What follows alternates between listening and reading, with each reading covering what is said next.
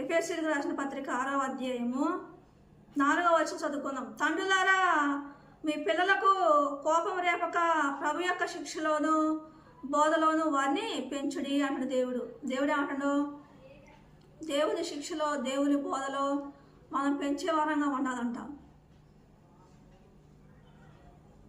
చిన్న వయసు నుంచే మన పిల్లలు పరిశుద్ధంగా బ్రతకాలి అంటే, పవిత్రంగా బ్రతకాలి అంటే, తల్లిదండ్రులుగా మనం నీతిగా బ్రతికితే ఆటోమేటిక్గా పిల్లలు మారు మనసు పొందుకునేవారుగా ఉంటారు. మనలో ఉన్న మంచి లక్షణాలు వాళ్ళకు వస్తాయి అంటాడు దేవుడు.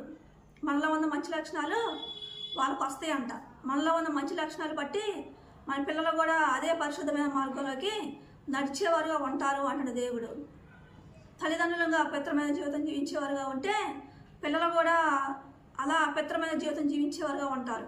పిల్లలు కూడా చెడిపోయేవారుగా ఉంటారు అంటున్న దేవుడు.